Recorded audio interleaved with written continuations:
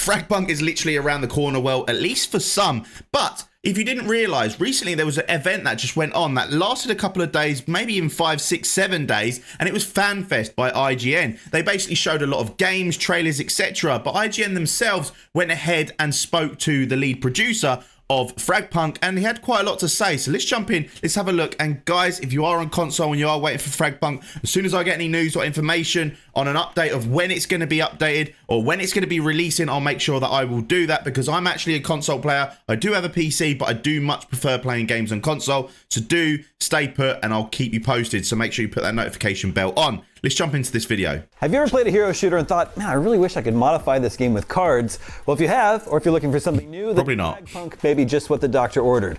Here to tell us all about FragPunk is the game's creative director and producer, Xin Chang. Welcome. Hello, I'm Jin, and I'm very glad to be here to share you some information.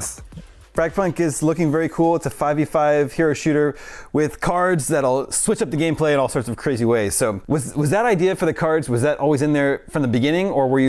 Just a quick thing here, guys. We are talking about cards. The only reason I wanted to pause this, because there is going to be a tournament happening tomorrow the 6th, maybe even the 7th, on FragPunk, where you've got a chance of potentially getting your card in the game. So when I do get more details on that, I'll be letting you know, putting a link in the description and everything like that, so you guys can go ahead and go over to FragPunk and go over to that link or wherever it may be, make your own card design, and it's got a potential chance of being in the game. What you think of could be in the game. That's why I thought I'd touch base on that, but let's get back to this. You're developing the shooter, and somewhere along the way you thought it'd be fun to add the cards. Yes, the card idea came out at first. When we try to do these games, we try to give you an experience of making different rounds unique. So we want the players to make the rules, to change the rules for each different rounds. It must be really fun just coming up with different cards for the game. Is that right?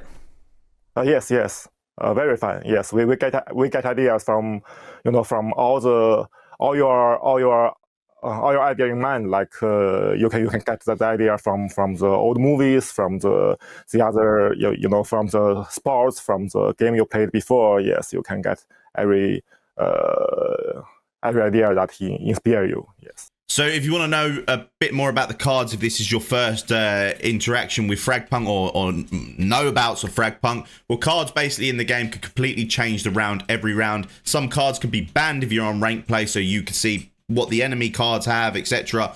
But let's just say on the game, at the beginning of each round, depending on how many points you got from either planting a bomb or maybe opening up a gold shard around the map, so there'd be gold shards, but you smash them, it could have health or it could have money, and when you do so, you get these points, and at the beginning of each round with these points, you use it on cards. Each card has different point values, so some will be 2 points, some will be 5, depending on what they do. So some will give you large heads, some will give you small heads, some will make water run around the map, and if you're running against the tide, it will make you go slow, and if you're running with the tide, it'll make you go really fast. So there's loads of little cool things that are going to be coming into the game with the cards, and I actually think it's probably one of the best entry or thing that's ever been put into a video game, because it really does switch it up and makes it really unique and special. But not only that, he's probably going to say it in this, but the developer himself is a massive sports fan, and his favorite thing about football is penalty shootouts, which I know a lot of you is probably your worst thing about football or any other sport, is penalty shootouts. But yeah, with the penalty shootouts, that's basically in the game. So if you get a draw, rather than it going one round more, one round more, one round more, one round more until someone wins,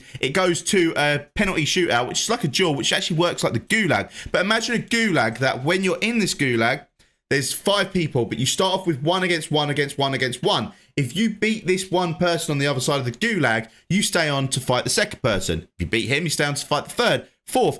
But every time you're in that gulag, if you lose life, it will mean that you will be moving into the next round with less life. So you can either carry your team to the win, or if you die straight away, well, then you're one less chance of your team winning. It's so flipping cool. We've seen some pretty crazy cards, like there's a big head mode and a small head mode also. What are some of the weirdest, what are some of the most fun cards that you think are in the game? We have a card which we call it Homecoming Bullet. That when you hit when you shoot the enemies, boom, when you shoot the enemies and it gets hurt, it will be teleport to his bomb place. Yeah, to his bomb place. Yes.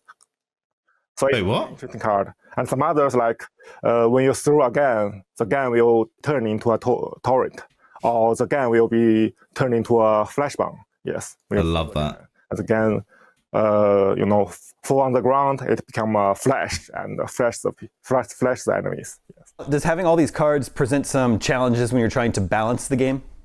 Yes, card balancing is, I think it's quite difficult. It's very difficult things, but we indeed do many things to try to do the balance. For example, the simple way is we give a cost to the card. Every card has a cost. The weak card cost less money, like cost 1 point or 2 point, and the stronger card maybe cost 4 point to 5 point. So the money you have for the both team is nearly the same. So that's so you have to choose. Like you devote all the money to one stronger card, or you can split the money to two different weaker card. Yes, that's a kind of balance. So that's you can actually get all the cards, but you might have had to have saved your points from the round before, or you might have actually completely gone off and got all of the points throughout the map. So yeah, there's a lot of balancing, there's a lot of ways of playing this, and it's just so flipping awesome, man. First way to do the balance, we use the cost to do the balance. And the second one, we have a rank system. Like our game, we are competitive shooter games, and we have normal play, we have a quick play, and we have a ranking system. So for the ranking system, we both face the same card. The system will give us 8 cards at the same time. 8 cards in front of us, and for me, I may ban a card, and you ban a card. Then I pick a card, and then you pick a card, and I pick the second card. You pick the second card. So that's a way to make the balance, which means we are facing the same pool, and the rest of the tactics is how we choose the card. Yeah, so it's not pick and bans of a character, it's pick and bans of a card in ranked mode. It's so awesome. That's our second way to try to make the game balance, especially the card balance. So I believe you've debuted a new character as part of IGN's FanFest. Chum is this new character. What can you tell us about Chum? For our beta test, we have our first inhuman character called Sona. And Chum is the second one. He is also inhuman, so he's made of stone. I think he's a stone robot, and he's a fisher. He likes to fish. He likes to fish. So he has a fish. The fish can do some interesting things.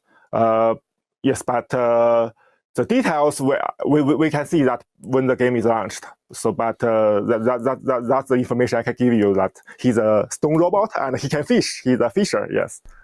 Quick thing I do want to say, Sona is probably my favourite Lancer in the game. He does call them characters, which makes it easier for everyone to understand, but they are Lancers. What is your favourite Lancer or character in the game? Chum does look pretty cool because you can, for one, use the abilities yourself. So you can throw the smoke grenade down to block off an area, or you can feed it to your fish and then send your fish, and it makes a smoke trail rather than just a singular smoked area. There's so many ways of playing this game. They've really thought outside the box. Remember, these are the same developers, Marvel Rivals, so we've got a lot to look forward to. Interesting. Sounds like a colorful character. It's not only a new character you've introduced, I think you're also showing a new map that's coming to FragPunk's release. What can you tell us about the new map? This new map, I'd like to introduce our design logic of how we made a map or how we made the whole art. Our no matter our character, but also our not only about our character but also our map. When we try to decide a new map or decide a new character, a key element is civilizations. Is cultures, is civilizations that we may get the ideas from some civilizations in real life and do some change and make it into our games. Like some of our old maps are from Egypt, are from Maya, from Viking, like this kind of the cultures. Yes, and our new map is also he also has a cultural income. We made it from China or Japan or Korea, a combination of to make this new map. This map has some gameplay part. The map can move. Some part of the map can move. Yes. So that's a gameplay thing. Yes, gameplay feature of this map. Very cool. So FragPunk is out March 6th. It's going to be free to play. Can you share any details on FragPunk's post-release roadmap? Our goal is we are going to run the game for quite a long time, and it's because we are competitive shooter games. It's a seasonal online running. Every big season we have it will last for 4 months, and we will divide it the big season into 2 different small seasons. We call it chapters. Like one season has 2 chapters, chapter 1 or chapter 2. So each chapter will last for 2 months. So for every chapter, we will provide you a new lancer, a new hero, a new lancer. Wow, so that means every single 2 months we should get a new hero, or as we're seeing on the screen here, 2 new heroes. So basically, this is the same that's going to be happening in Marvel Rivals, I believe. Every 2 months, you're going to get 2 new rivals. That's sick. And for every big season, every 4 months, we will provide you a new map. So we can say 2 months hero and 4 months a new map. And then for every chapter, we will do a change to the card pool. We may drag some card out of the card pool to make some change, and we will add a new card into our game. So, oh wow, new heroes, new maps, new cards, yes, and some new gameplay, new game mode. Yes, that's our plan. We do the update every. You can see we do the update every chapter. Yes. So if you want to know a little bit more about this producer and developer as well, if you haven't seen my other video where it's the It's Timmy one, I would definitely recommend going and checking it out.